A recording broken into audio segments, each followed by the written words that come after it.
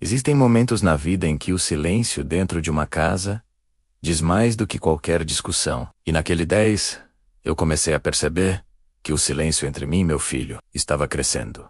Devagar, quase imperceptível, como neve acumulando na janela. Até o dia em que virou uma tempestade. Meu nome é Marcos. E essa é a história do Natal em que eu quase perdi meu filho, para minha própria dor. Gabriel sempre amou o Natal. Era uma daquelas crianças que viam magia em tudo. Nas luzes coloridas, no cheiro da caixa de enfeites, no ritual de montar a árvore. Para ele, não era só uma data. Era um momento, uma chance de fazer da casa um lugar mais quente, mais vivo. Para mim, era o contrário. O Natal sempre trouxe lembranças que eu me esforçava para enterrar. Lembranças de quando eu ainda tinha alguém ao meu lado, montando a árvore comigo. Alguém que partiu cedo demais. Desde então, eu nunca consegui olhar para aquelas luzes sem sentir um peso no peito. A dor virou um hábito. E o hábito virou distância. Gabriel cresceu sem saber disso. Cresceu achando que eu simplesmente não gostava do Natal. Cresceu esperando que um dia eu mudasse. Mas esse dia nunca chegava. Naquele ano, ele começou a me observar mais. Ele percebia quando eu desviava o olhar da caixa de enfeites. Percebia quando eu mudava de assunto. Percebia quando eu chegava do trabalho e fingia não notar a expectativa dele. Crianças não sabem esconder esperança, mas sabem esconder tristeza.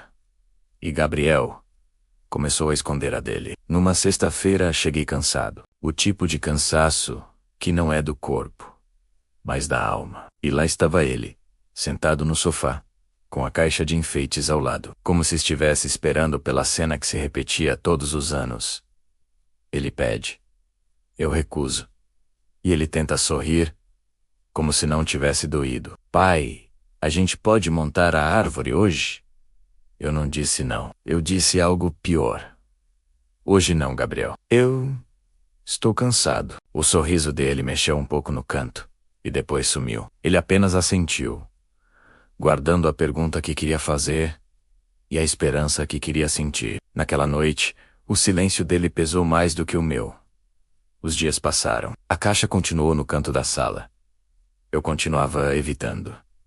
Ele continuava esperando. Até que uma noite, quando cheguei em casa, percebi um brilho diferente. Uma claridade quente, fraca, quase tímida. Quando acendi a luz, vi a árvore, montada, inteira, torta, desalinhada, com a estrela inclinada, e as luzes piscando fora de ritmo. E no chão, sentado ao lado dela, estava Gabriel. As pernas cruzadas os no colo a alma em silêncio. Ele olhou para mim com um olhar que não era mais de expectativa. Era um olhar de alguém que decidiu fazer sozinho. O que não podia esperar que eu fizesse com ele. Ficou bonita, pai? A voz dele saía fina, como se estivesse com medo da resposta. A verdade é que ficou linda. Não porque estava perfeita, mas porque estava cheia do esforço de alguém que não queria deixar o Natal morrer dentro da própria casa. E eu engoli a dor, engoli a culpa e disse: ficou sim, filho. Ele não comemorou. Nem sorry. Só abaixou a cabeça e disse: eu montei sozinho porque eu achei que você não queria mais montar comigo. Aquela frase me atravessou. Não era só sobre a árvore, era sobre anos de pequenos nãos. Sobre anos de distâncias que eu dizia que não tinham importância, mas que tinham muita... Por que você não gosta do Natal, pai? Essa pergunta eu vim evitando há mais tempo do que gostaria de admitir. Eu respirei fundo, olhei para a árvore torta, e pela primeira vez, deixei um pedaço do meu passado escapar. Quando era pequeno, eu montava a árvore com alguém que eu amava muito. Senti a voz vacilar. E um dia, essa pessoa não estava mais aqui.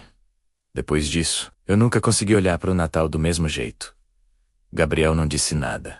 Só colocou a mão sobre a minha. Um gesto pequeno, mas que fez uma parte de mim esmoronar por dentro. Eu percebi naquele instante algo que evitava enxergar há anos, a dor que me afastava do Natal.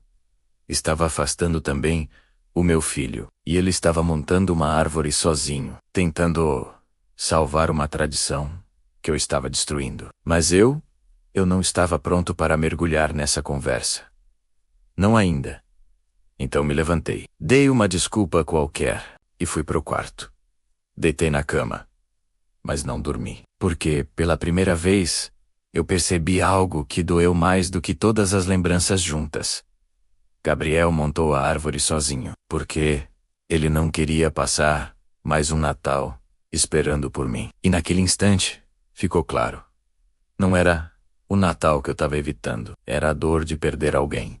Mas, sem perceber, eu estava perdendo alguém de novo. Só que desta vez, estava perdendo em vida. E a verdade que eu descobri no dia seguinte foi ainda mais dura. Quando a gente foge da própria dor, alguém que ama a gente acaba sendo atingido por ela, e o Natal, que deveria unir, estava nos separando, não por causa das luzes, nem dos enfeites, mas por causa do silêncio que cresceu entre nós dois. E não havia como fugir disso por mais tempo.